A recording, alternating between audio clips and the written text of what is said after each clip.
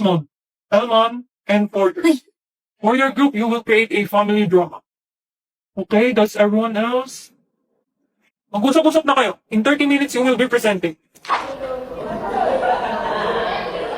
Family drama? Ba't ito pa mga kagrupo ko? Boss, may naisip ka na? Wala. Sayang, di kagrupo si Becky. Marami pa namang alam na drama yun. Alam ko na. Hingi na lang tayo ng idea kay Sisi. Ang paborito kong libreng app. Create a short, intense family drama scene for 3 people. Characters. Chloe, daughter. Ang bilis. Anna, mother. Mark, father. Bale, isang nanay, isang tatay, tapos isang anak. Uy, ang ikli ng lines ng tatay. Ako na lang tatay. O tatay. O sige, ikaw na boss. Ako na lang anak. Ako anak. Ha? Bakit ikaw anak? Ikaw nanay. Ikaw babae dito eh. Oo nga. Ikaw dapat asaw. Nanay. Iyo ko. Gusto ko ako anak. Sige na. Ako na nanay. Ready, group 2? Game na sir. Oh! Di ba pinagsabihan na kita? Huwag kang lalabas kagabi. Saan ka nagpunta? Di mo ba alam nag-alala kami ng gusto? Kasama ko po yung mga kaibigan ko. Mga kaibigan? Anong oras na yon? At nagsinungaling ka pa sa amin? Yung tatay mo. Nagpapakapagod para lang mabigyan ka ng magandang buhay. Tapos ganito lang isusukli mo? Bakit? Di ba wala naman kayong pakialam sa akin? Sarili niyo naman lagi niyong iniisip eh. Buti pa yung mga kaibigan ko. Naiintindihan ako. Huwag kang sumagot-sagot sa nanay mo. Shh, shh, shh. Plus, quiet. Is, galing tain na. Ma? Han, okay ka lang ba? Anong nangyari?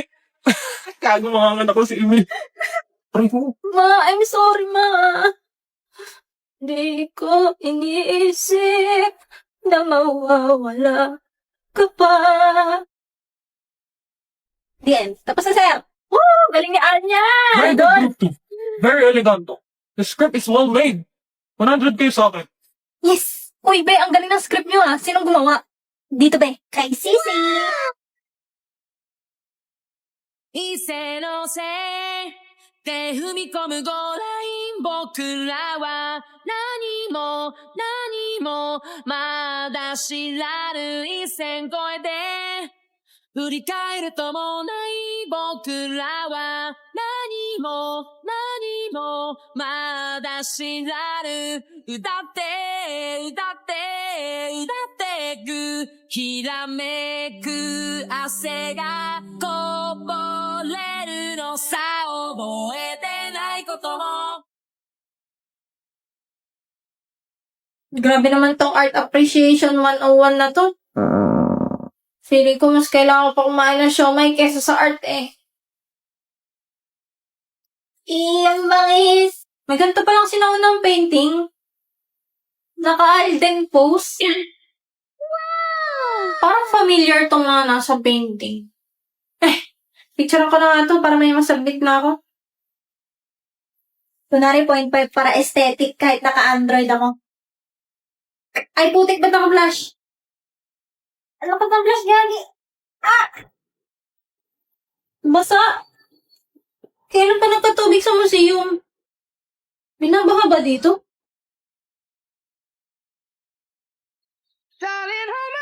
Nothing beats a Jet2 holiday. And right now, you can save £50 per person. What the dog doing? What happened, Bella? Naging historical bigla yung paligid? May nag-shooting ba ng historical drama ngayon? Bini-bini. Hindi mo mabatid na ang buhok na ito ay hindi isang paliguan?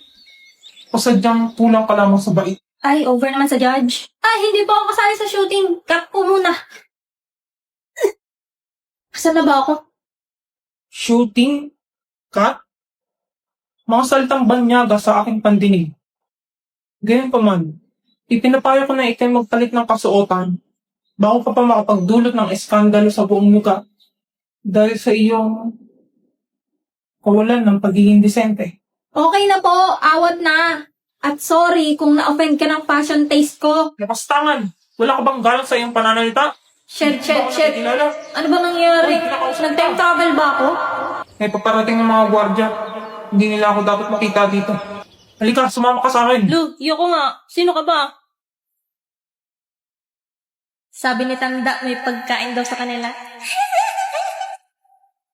Sir, anong taon na ngayon? Taong 1,000, 874. 1,000.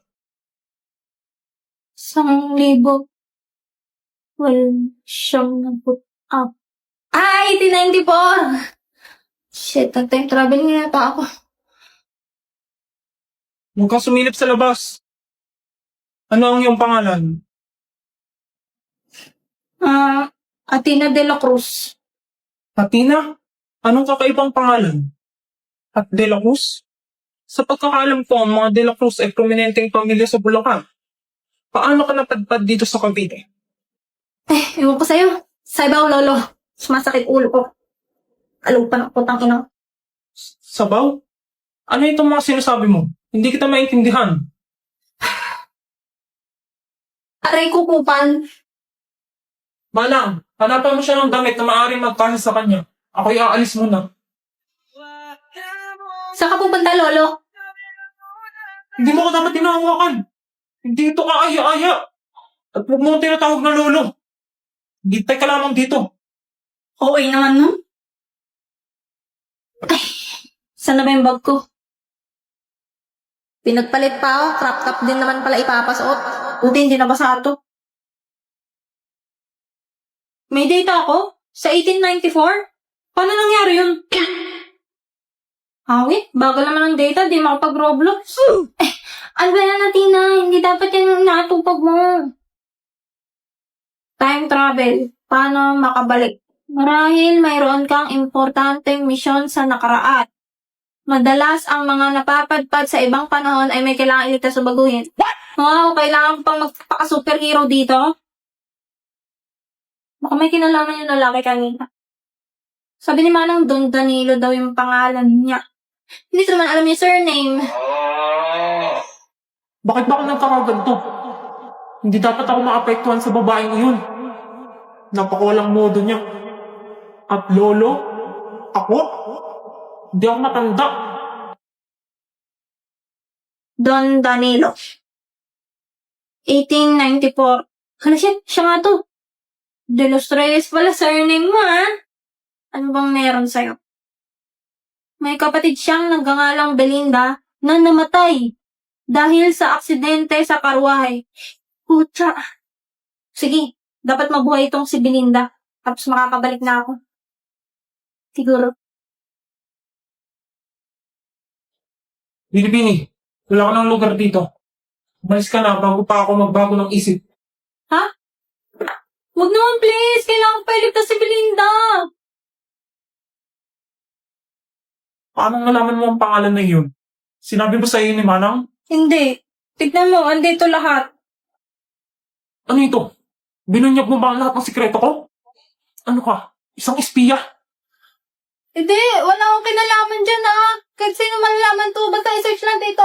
Tignan mo, ay ano, kagalaban ng 1894. Ay, magkakaroon ng imagsikan.